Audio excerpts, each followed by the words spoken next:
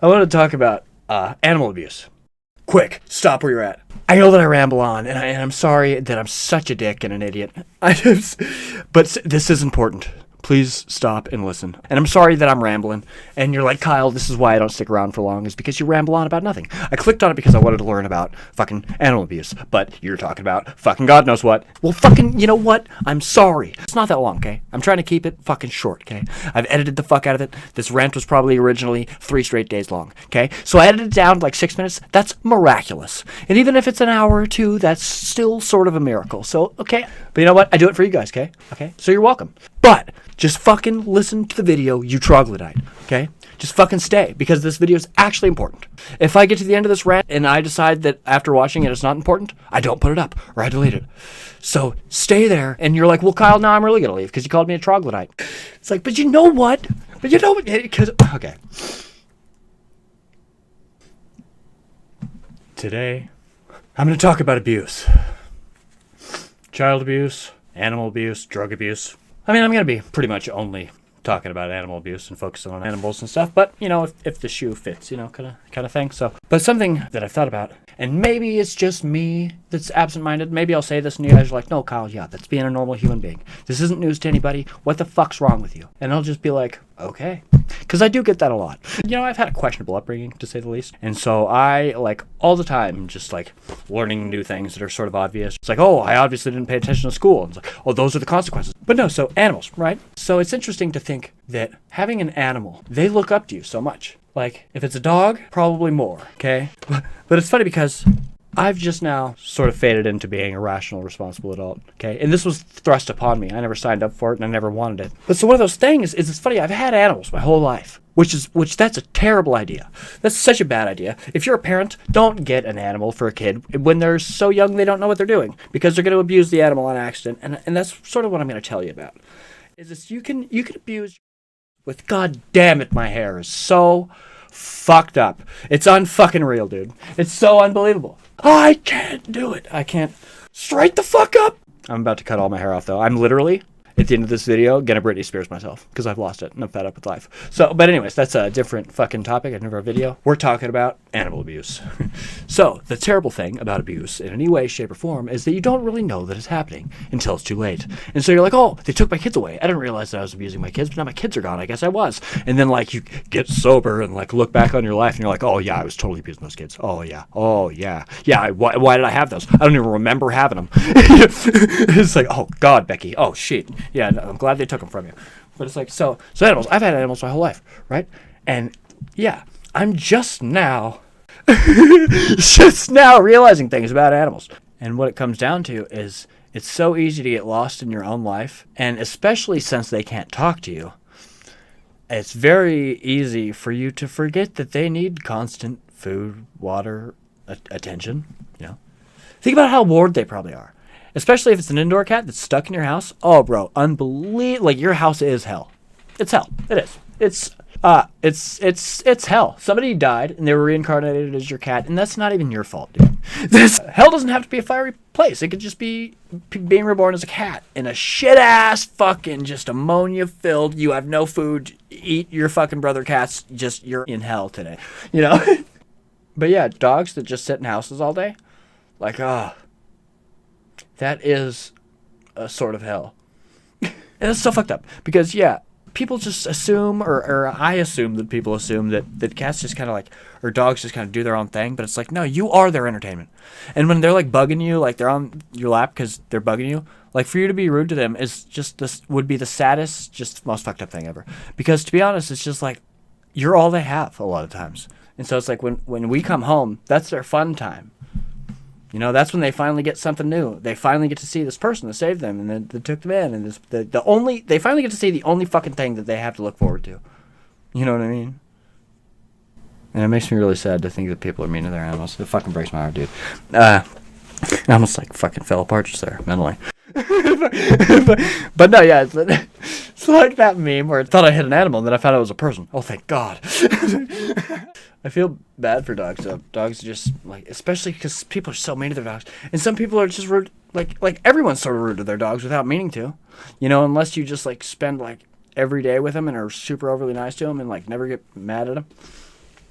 But one of the things that I thought about the other day, it's like I had an epiphany and I was like, oh my God, I'm such a terrible person. I'm such an asshole.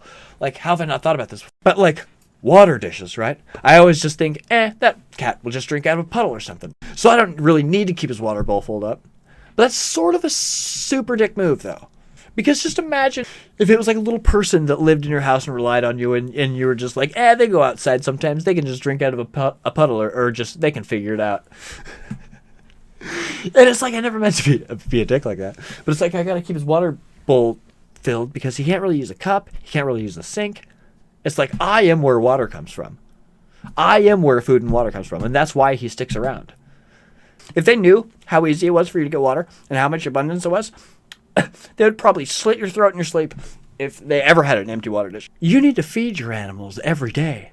And that's probably obvious. But you should be giving them abundance just because you can. And so that's what made me think that I like neglected animals on accident, because it's like you could probably go a week without fucking feeding your cat and not even realize it. You're like, oh, they have food in their bowl. But think about this. I keep going back to think about them as they're a human in a cat's body or a dog's body, because we don't know what they think. They could fucking look at the food that's in their bowl for a week and be like, bro, are you fucking kidding me? That's been sitting in here for a week and it's moldy. Why would they not think that? We think that, or at least I did for a while, I think that since they're animals, it's like, oh, I can just throw food in his bowl and when it's gone, it's gone. But nowadays, I realize that if his food's been sitting there at all, like I throw it away. And it's weird because it's just the other day I sort of had this epiphany. I was just like up until recently would just have food in his bowl sitting there. And I remember thinking that he doesn't like his dry food without his wet food. But then I realized it's probably like a bag of chips, okay? If the bag of chips is just sitting there, open, or just on the floor in a bowl for a week, they probably taste like stale, absolute dick. You know what I mean? And that made me feel super bad. I was like, oh my God, no wonder he doesn't like his fucking crunchy food, is because it just sits in a bowl and like gets moldy and I put the stuff on top of it. There's like meat scraps on top of it that he doesn't finish, and then I'll put the other stuff on top of it. And just like a month ago or whatever, I thought, that's kind of disgusting, because what if somebody fucking did that to me? That's like prisoner shit. Like, it's unsanitary, it's gross. It probably doesn't taste good. Like, the motherfucker's borderline being tortured. And I remember thinking that I did not mean to do that to him. And then I remember thinking, oh, I should give him food, crunchy, fucking hard food, fresh, every day. And then I realized when I give it to him fresh out of the bag, he fucking eats it. Because like, oh, it's like a bag of chips that you freshly opened? Oh, how nice of you, Kyle. How nice of you to not just fucking put a bag of chips on the floor for a week, and whenever I finish it, you might give me some new stuff or whatever. And then, but you like put meat scraps on top of it, and I eat whatever, and then you just keep piling the meat scraps, and they get moldy, and it's just like, so for anybody out there, yes, you have to close the bag, use a rubber band, fold it weird if you have to, do whatever the fuck you want, but make sure that the dry food stays good, okay? Think of it as a bag of chips. A bag of chips goes, I mean, I don't even know if that's what it's like. I've never eaten the shit, but think about how a bag of chips goes bad in a day or whatever. But it's like, you gotta be on your shit for your cat and your dog. Because think about it, you're where food comes from. If your dog is just living in your house, and every time it goes to the bathroom is when you let it outside, and every time it eats is when you eat, think about yourself, okay? Of course, yeah, this should be easy. Everybody just thinks about themselves. But think about how much you like to eat and how much food you like. And then think about if you had a person that controlled when you ate. You know, you might want to be more conscious about when your pal eats. You know what I mean? I don't know. Because it's not like, I mean, they can whine and complain, but it's not like they can talk. And they probably don't really want to bug you, and it's probably like a social awkward situation. And it's funny because we don't think about animals being socially awkward and just sitting there and starving and just being sad and they don't want to bug you. But no, I bet you fucking like my left testicle. They fucking feel shit like that. Because animals get jealous, animals get sad, you know what I mean? Animals can be happy. They're conscious as fuck. Think about if your cat or your dog, even if it had the brain of a human, it would still be super limited on what it could do. And so your animals rely on you for a lot of things, okay? So it's like, you know what I mean? But they do rely on you, okay? Just think about a person trapped in a body with that and how they're going to rely on you. You got to not be mad when they want to hang out. You got to realize things from their perspective. If you own an animal, you really, or like a kid, you really have to think about its perspective. Its limited fucking perspective. And how you have this overruling perspective over it. But that you have to be responsible with that. You know what I mean? I guess what I mean by that is that you have this perspective over it because you can see their perspective, but they can't see yours. Like if you have an indoor cat and you have like a studio apartment, like you know where that cat is. You know what they're going to do. Or you know their options for the day at least. You know that they're very limited. You know where they're going to be. You know what I mean? You know what their perspective is, and it's controlled, and you know that there's no way for them to really that to change unless you come and change it. And so you know their perspective. You can see through their eyes or imagine what they're going through, but they can't imagine what you're doing when you leave. They can't understand your perspective. So you can understand them. So you can choose to empathize with them or not, but they can't really understand your perspective. So it's whether they empathize with us or not is kind of like, they might just be like super mad at us that when we leave, they're like, where the fuck are they going? Because they have no idea, you know what I mean? Another interesting thing to think about, I sort of had this sad feeling the other month. But yeah, no, it's weird because, okay, so I have this long-haired cat. He's just like a forest of hair, right? And so in the summertime, or just all the time, he gets fleas really bad. And of course I've always tried to get my animals flea medicine, but I never really made it a priority. Remember, because people are selfish and people don't think about these things, and we don't really know their perspective too much. But it's interesting because I saw these fleas on his fur one time, and I remember thinking, man, I haven't gotten him flea medicine in a long time. And then I remember thinking, that's kind of a dick move, because he's going through this disease, or he has this sickness of these bugs all over his skin that are tormenting him. It's like having mosquitoes all over you, but they're just you're covered in hair and they're just living in you. It's and you're getting eaten alive, and he doesn't even understand what's happening probably. He might, but I'm willing to bet they don't know what's happening. They try to eat the little things off, and maybe they even fucking know that they're biting them off, but there's so many, they can't ever get them all. And we have to give them flea medicine to get rid of their fleas a lot of the time. And so I started thinking, if I don't give him flea medicine, is he ever going to get rid of the fleas? Or is he just going to suffer and just have that disease? Is he just going to have this sickness that I could cure, but I'm not? It's $50. It's a little cream. It's no sweat off my back. It's no money out of my fucking pocket. It's barely anything. It's just this dumb little thing that would take 2 seconds that would clear up so many of his problems and so much of his discomfort. And so I was like, fuck, I need to really start being on that. Because it makes me sad. And you know what's even sadder, kind of in a weird way? I don't know if this is just me or if my brain's broken or whatever, but I thought it was sad that I can fix his disease, his problem that he's having, and I choose not to. Or I don't really choose not to, but I just put it out of my mind and keep living my life. So I'm neglecting his problem on accident when it's so easy for me to fix. And it's such a common fix, and it's such a common problem. And it's something I should have, would have, could have been doing. And it's a disease that he shouldn't even have, because I should be on that. It's easily curable, it's easily fixable, I should be on that. He should not be in this discomfort. He's dealing with all this crap because of me. But the even sadder thing is he might not even know that I can help him out so easily. And that made me really sad to even just say that. He could probably just think, oh, I have this disease. Oh, I have this ailment. I have these bugs on me. Who could stop that? It's not like he can pry all these bugs off me. I mean, I try every day. So I just have to live with this discomfort. I just have to live with this shitty part of life. Doesn't this suck? I have so many fleas on my neck. Doesn't this fucking suck? I just have to live with this. And there's no cure. But I'm sitting there, and I know of a cure. But he probably doesn't know that. He doesn't know that I have this cure-all liquid, this fix-all solution that I'm not giving him for whatever reason, just because I'm too caught up in my own life. I don't know, it's super, super sad. Because we probably don't realize how uncomfortable having fleas all over you really is.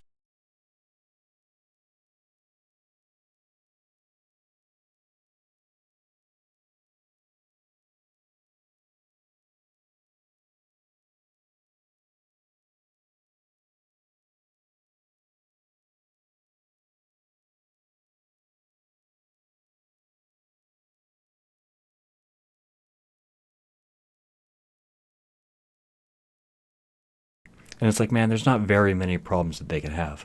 You know what I mean? There's not very many things that they could make.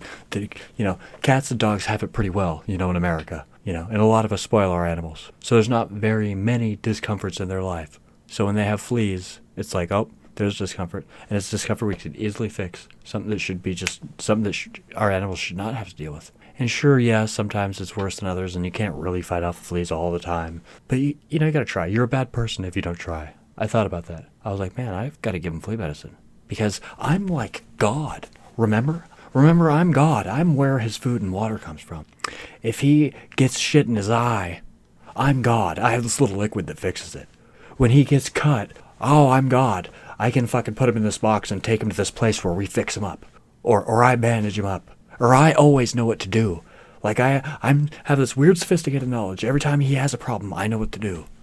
And so not only am I great because I feed him, but oh, this fucking is like an alien that takes care of me. And he's like a godlike being that knows all this crazy weird shit and has all these tools and all these fucking liquids and all these potions and all this crazy shit that I can't even begin to wrap my mind around. He's my own personal little wizard.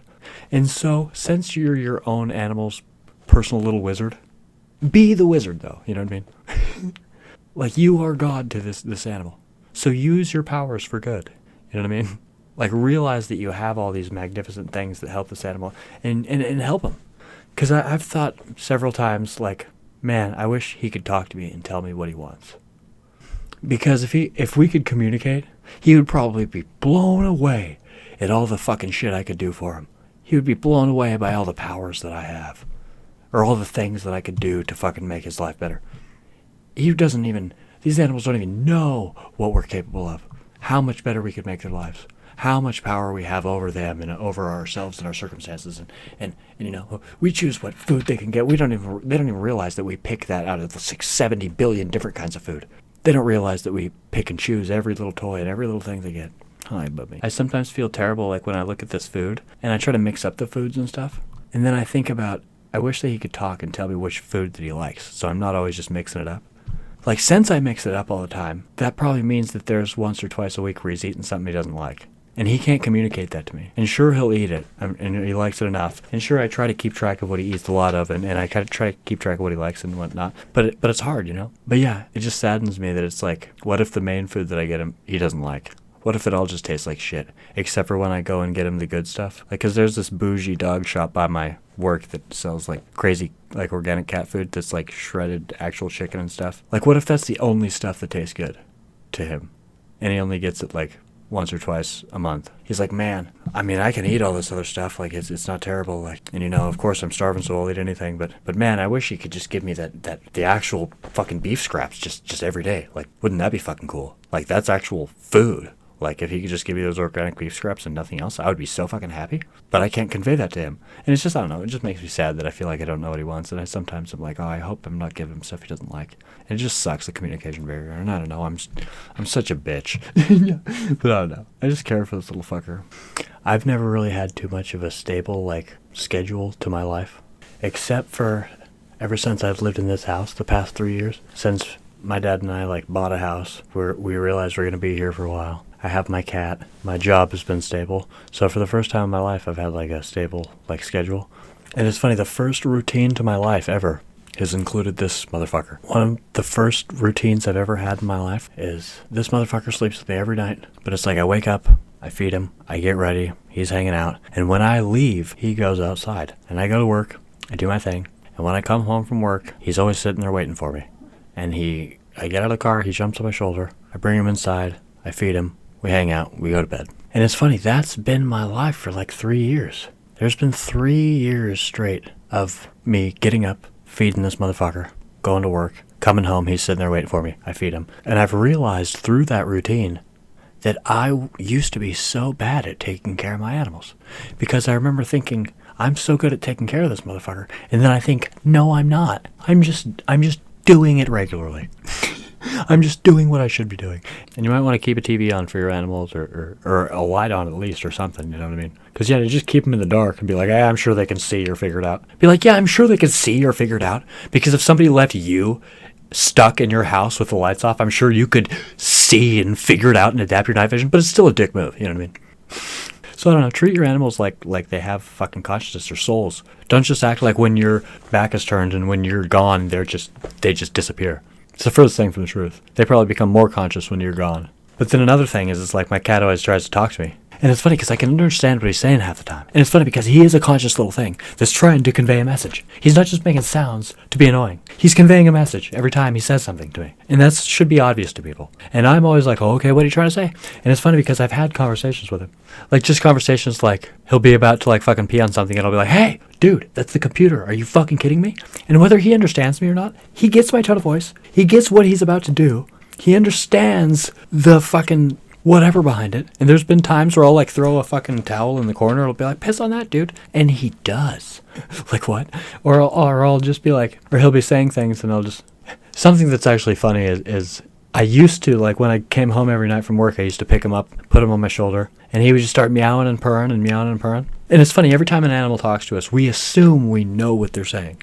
Every time I used to come home and pick him up and he'd meow, I would assume that he would be saying, feed me, feed me. Oh my God, you're finally home. I want food. Can you feed me now? So every time I would come home from work and he'd hop up on me, he'd be like, meow, meow, meow. And you know what I would always say to him? He'd hop up on my shoulder and be like, meow. And I'd be like, oh, Bubby, yeah, are you hungry? I'd be like, yeah, you're hungry. And he'd be like, meow. And I'd be like, yeah, I know, yeah, you're hungry. We're going to go get you some food, bud. But it's funny because how do I know that's what he's saying? That's me assuming that he's just a needy, dick that doesn't appreciate or like me. I was assuming that he just wants one thing out of me, and that's food, and that he doesn't appreciate me. I was assuming that him and I aren't friends from his point of view, that he doesn't love me like I love him, that he just wants me for food. But it's funny, one day I was petting him, and I was like, oh, Bubba, are you hungry? I had this thought in my head. I was like, I'm such an idiot. Like, what if that's not what he's saying at all? What if he's saying, I'm so glad you're home, I missed you. And I just keep saying, oh, yeah, I bet you're hungry, oh, yeah, yeah. He doesn't really understand me, so maybe he understands, or maybe he thinks I'm saying what he wants me to say back. Or maybe he's just, he's probably doing the same thing, assuming he knows what I'm saying and he's just filling in what he wants to hear. But it's funny, so I stopped saying that. I stopped picking him up and saying, are you hungry? You know what I started saying instead? This is kind of funny and adorable. I started just assuming that he was happy to see me. Because, remember, I'm where food comes from. So even if he just wants me for the food, he does want to see me, though, because I'm where food and water comes from. But we're also pals, and that's obvious. So it's not just the food thing. He is happy to see me. I'm like his own entertainment. I'm like his only friend, really, you know what I mean? All the other cats in the neighborhood are so mean to him. He doesn't have any other animal friends. You know what I mean? Like, and I feel pretty confident saying that. He comes home with scratches all the time, and he just wants to hang out with me, and he loves that I protect him. And I fucking, chased some raccoons out of the yard with the taser one time, and he looked at me like I was God, and we've been, a little bit fucking, in love with each other ever since, and it's great. But it's funny, because, yeah, I'll come out with a taser, or, a fucking air horn, and he's like, oh, my human has all these weird powers and shit, and he's like, he protects me. He's like, I wish he was around all the time. And so I stopped saying, are you hungry? Oh, I bet you want some food. And I just started saying, oh, I missed you too. Because now I assume that he's saying, oh, I'm so happy you're back. Oh, I missed you so much. Oh, I fucking love you. I love you. And that's a better thing to assume that he's saying. Instead of assuming that he's just wanting food, assuming that he's happy to see you is better. And so now when he hops on my shoulder, I'm like, oh, I missed you too, Bubby. I know. I'm home. I know. Isn't that great? I miss you too. And see, so the dynamic changes when you change your language like that. But yeah, everybody's mean to their animals. But it's another thing. It's like when I go to pick them up, I feel like people are rough with animals, but they don't even mean to. What it comes down to is you got to think about being that big, though. And so it's funny because now when I pick up the cat, I port him under his little arms, and I kind of brace him, and I pick him up kind of slowly, and I kind of just, and I throw him up with the momentum, and I drape him up, because you got to think about it if you're that little. But yeah, even if you're not meaning to be rough, or even just think about the perspective shift, though. You're this big thing, and they're so small, or those dogs, they're smaller than cats. Yeah, you fucking pet it too hard. It probably sucks, dude. You probably pet it regularly, and it probably sucks, dude. You gotta pet them a little, you know what I mean? Us just putting our weight on them would be too much. Straight up too much. You gotta be gentle with them. And you gotta just touch them in the right places. And it's man, this is turning so weird and sexual. It's so quick. but you know what I mean? No. Yeah, you gotta be nice to them. You just gotta think about how much bigger you are, though. You know what I mean? It's funny because ever since I've picked him up with kind of care, you can tell that we have a new appreciation for each other. And it's this motherfucker understands language too. Think about it. When people say that animals don't have consciousness, that's literally sadistic or fucked up or weird or ignorant or you're just, I don't know. But I feel okay, so what is consciousness? What is consciousness? Oh guys, what's consciousness? Let's take it. Okay, you are this robot, okay? Literally. That's what it comes down to, okay? So you're this robot, okay? And you got these parts that you can fucking, replace. But you're just this thing, okay? And let's say you got these cameras. Oh, hey, it's Earth. Oh, I have this little fucking speaker. Oh, I have these little fucking input devices that hear things. Oh, beep, beep, I'm a robot. Oh, yeah, beep, beep. Because I have this little thing, this battery, and I have this computer. And these things don't really matter, but these are just to manipulate the world around me, right? My feet, it's just to manipulate the world around me, My lips and my everything, it's all functioning for a purpose, okay? There's a little AI computer that can see and analyze the world. We're people, so we're special, right? We're so special because we have consciousness. We're people. We're so different. We're different because we have consciousness. So what is that? Well, I'm this AI thing, though. I'm so smart. What does that mean? It means I'm a camera and a computer at the same time, I guess. That's what it means. I'm a computer and a camera at the same time, and I'm so special, and I'm the only living being that's like this. I'm so sophisticated. I'm the coolest AI. I can adapt. I'm just so suave. I'm just so cool. But it's like, yeah, but not only that, I'm an AI that can learn stuff around me. And it's like, okay, what does that even mean? You're so smart, you're AI. What does that even mean? And you're like, well, I am this thing. And I look around and I see other things. And I was taught with this thing that's been programmed in me from someone else. A robot, right? We're just, go with it. I have this little computer in my head that tells me to analyze the world around me. Because I was a computer that was made with a purpose for whatever the fuck reason. And I don't know, but I have this computer in my head, because I'm an AI, that tells me what the fuck, like, to analyze these things and try to blah, blah, blah, blah, blah. And I can take pictures of, whatever this world is around me that I'm seeing, or whatever I guessed you guys are telling me that that's what this is. I can analyze things and remember it, and that's about it. So, I'm a computer that can control myself. And I can control myself, and I can just walk into the world and do things, and I can charge myself. But I don't have to plug my dick into the wall. I just have to get gas. And I can just walk around being a robot. Okay, well, what makes you conscious, though? What do you mean you're conscious? I don't know. I can see you. You can talk to me, and I can and I can respond. Or whatever. Or I have these other things, but that's my proof. But I don't know. But so it's like, okay, so how are animals on? Because you are just this thing that goes around doing things. You need to eat, you need to shit, you procreate, or whatever the fuck that's called. You do your little things, okay? Isn't that what animals do? Animals do the same damn thing, okay? You're not smarter than them, right? We're not better than them. Our consciousness, the fire in our minds, the electricity running through our veins, the things that makes us individual objects that can run themselves. We're little functioning little beings. An animal, a beetle. It's a functioning little consciousness, whether you can wrap your fuck ass mind around that shit or not. A beetle, an ant. An ant is a little computer that has a little thing in its brain and is programmed to do a certain thing. And it might be very limited. But you know what is also very limited? The being in which the consciousness is held. Okay. We're all kinda the same fucking consciousness, but we all have different bodies that do drastically different things. And so our consciousness, and I don't fucking know, this is just the way kind of that I see it or think about things. But yeah, so animals are conscious, and I wouldn't say that maybe a beetle or an ant or maybe even like a bird is conscious in that sort of a way. But I don't give a fuck what anybody says or tells me about their brains or psychology or I fucked an animal and tested it and did this and electrocuted some shit. So I fucking can tell you that no. I can tell you that anything that has a brain, anything that can look me in the eyes and be sad and feel pain is the conscious just the fucking same as I can. You know why I can't talk? Because this motherfucker doesn't speak English. You know why we can't fucking talk? Because this motherfucker has a slightly wired different brain than me. But is it conscious? Derp. Terp, der. It's fucking conscious. Yeah, but it doesn't speak English. And even if it could, its mouth is shaped differently. It's in a different vessel. The consciousness is in a different fucking vessel, and that's literally what it is. You troglodyte. So Christians, they're just, oh my god, they're just, and maybe not all Christians or whatever, but whoever thinks that animals, that's just so that they can fucking molest animals and feel better about it or something. I don't know. It's just so that when they fucking beat their cat, that they fucking don't feel bad. Oh, cats don't have consciousness. Okay, well, you shouldn't have an animal, okay? or something, and you probably don't, but it's just like, I don't know. But yeah, they're little vessels for consciousness, and that's what it is. Maybe a beetle isn't conscious in the way that we think about it, because it doesn't have eyes in the way that we think about them. It doesn't have a body or a brain in the way that we think about it. But a cat does. A dog does. Those motherfuckers can have conversations with us through our mannerisms and the tone of our voice and what we say. And by analyzing, because we're those computers that analyze the world around us and can adapt and do things. That's why animals feel pain. That's the obvious dupe. Okay, so I'm in Zelda and I just open the golden chest and voodoo-ding. Oh, so if you burned a cat and it feels pain, that is this consciousness screaming out, wanting to survive.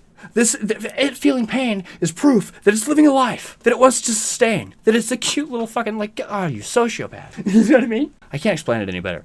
But yeah, so they have just as many rights as us, they have just as many feelings, if not emotions, or whatever the fuck. And even if they don't, they at least have enough emotions to be on the same wavelength as us a little bit. They know jealousy, they know pain, they know hunger, they know temperatures. They're so conscious. They're so fucking conscious in that way. They hold memories. They don't like people. They remember certain people. They like certain people. They're pretty much fucking people that can't talk, dude. And so we need to be way nicer to them. And the reason that cats are dicks to people or dogs are dicks to people is because they realize that you're just blowing them off and fucking acting like they're nothing consciousness. When they're like, oh, dude, I'm such a consciousness, though. It's like, okay, what is consciousness? A consciousness is, okay, it's an object. Except for this object can now move. Okay, well, how can it move? It obviously has some sort of weird energy system. It does. And so it spends its energy that it uses to move to gather that more of that energy source so it can continue to move. And it's moving through something we know as time, okay? I think anything that perceives time is conscious, okay? Like cats and dogs, and birds and fucking ferrets and hamsters and gerbils and all that crap, even though they have a small brain, I think time is a big key to consciousness. Because think about it, time is the key to memories, and it's the key to pain, and it's the key to everything. It's the key to happiness. It's the key to not liking people and liking people. Time. Okay. So you're just in this room. Let's think that time doesn't exist. You're just in this room. All of a sudden you're feeling different. And then you eat something. Okay, and that feeling went away. All of a sudden you're realizing that every now and again something is happening. And then you have to do something. And then you go to a place and you see a thing. Or like, yeah, if you're a cat and you see a person and you go up to it and he pets you and it's nice. And you're like, oh. And then the next day, cat sees you. The cat will recognize you. It'll be like, oh, this person's nice. And then it'll build a relationship with you because of time. You know what I mean? And it understands what it likes and what it doesn't like because of time. And it moves through time. Like, if it's in pain, it can get out of that pain by moving through time.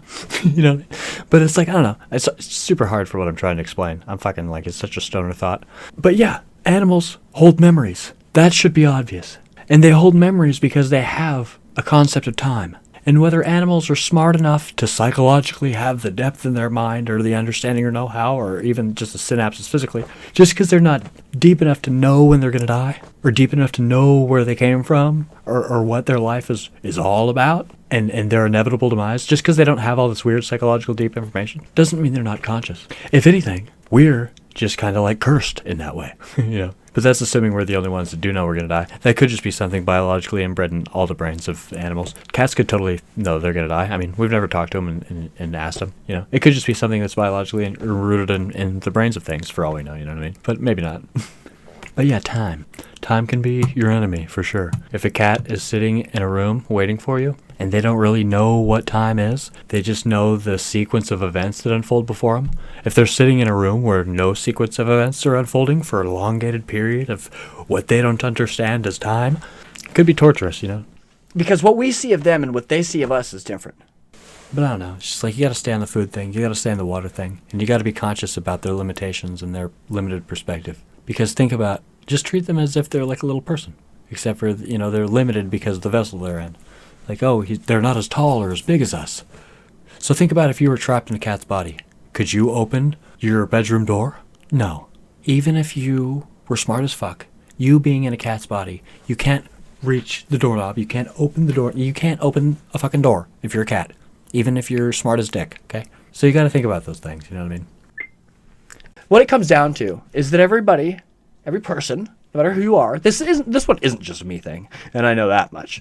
Everyone's selfish to a certain extent, okay? And that's what it is. Every person in the world is selfish.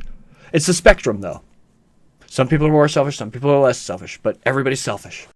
Even the most selfless people have to be selfish to survive. You know, I'm sure they like privacy and they want to do things for themselves and keep themselves alive. Like, oh, I'm sorry, I can't give away all my food because I need to eat something. I need to live. And you know, another thing about being a good person is if you are a functioning member of society, and if you're a good person and you know that you're a good person, then no matter how self-deprecating you are, or how down you are on yourself, or how lazy you are, or how whatever, if you can take care of yourself and do things for yourself, and you can tell yourself that is helping other people. Because as long as you're a helpful person, taking care of yourself. So I don't know. I find motivation in that. Maybe that's like not something for everybody, but I found motivation in myself. Since I've thought so down about myself sometimes, I sometimes think that this is a fucking goddamn devil. But I sometimes think like, oh, worse comes to worse. At least like I should take care of myself because I'm good to have on the planet. I try to go out of my way to be a good person. Like, I'll sacrifice, I'll do the right thing, I'll fucking do this and that. And I find myself just going out on a limb and doing the right thing. And more than I feel like a lot of people do. And I feel like it's because the world needs people like that. You know what I mean? And I'll, just, and it's so funny. It's like, oh, yeah, so you're Jesus, Kyle. Oh, great. Is that what you're telling me? No, I'm just the furthest thing from that. Hi, baby. I'm just talking about you in a way. You're so cute. I wish they could see my angle of your face. You're so cute. It's unrealistic, dude. I know that everybody thinks that they have the cutest cat in the world, but I actually do. And it fucks with me every day of my life. Hi, baby. So you know how I found this You know how this motherfucker came to live with me? Because when I lived in an apartment complex, one day, this motherfucker just started, like, living on my back porch. And by that, I mean, he was drinking rainwater out of this little fucking chair thing that kind of dipped down. It was like a cloth chair, and he was eating or drinking water out of the chair. And so I put food out there for him because I had another cat. So I put some, or I should say my roommate had a cat, and I put some food out there for him. And he just would hang out on my back porch all day. And when I went out there, or when I opened the door, he literally just hopped on my shoulder like we were best friends. And he was just like, he like wrapped himself around me like he was a scarf. He's like, I'm your scarf now. Or I'm like a parrot cat. I'm just going to sit on your shoulder. And he literally likes me so much. I mean, he's such a babe and he loves everybody. But he likes me so much because I understand him. That's what this whole thing's coming down to. We appreciate and understand each other. I talk to him like a human because I know that he's so much smarter than anybody else has given him credit for. And he's looking at me like, oh, blow smoke up your ass, Kyle. Because he knows what I'm talking about. I don't know if it's because he's a Maine Coon or if it's just because he's just like an alien sent here to spy on me or what the fuck his deal is. But him and I connect on some fucking weird wavelength. And it's super funny. His name is Mr. B. He's a little bit of a mystery. Mr. Bitches. But he is just like, he gets so many girls that his name just is Mr. Bitches. He's just Mr. Bitches. We used to call him Professor Bitches. I did not take his eye. I found him this way. Yeah, right. The vet told me it was surgically removed. I'd wondered that for a long time. Sorry. How'd you get so soft? Where do you get your hair, dude? Why are you so soft? Anyways, just be conscious, normal people, okay? Think about your actions, okay? I'm sure that these cats like fresh food and clean bowls and clean things just as much as the next person, you know? I mean, maybe not. Who the fuck knows? But you know what I mean? Just try to be a good person. No, I don't know. Anyways, yeah. Try to be more aware. A lot of this goes for kids, too. If you have a kid, just think about what it sees of you and what it thinks of you and needs from you versus what you see and think of it. You know what I mean?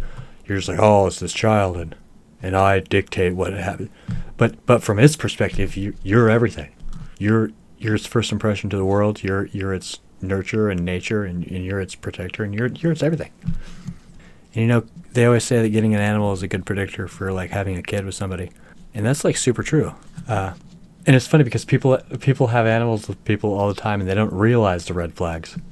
They'll just neglect the animal together, and they won't realize it, and they'll just won't even realize there's all these red flags.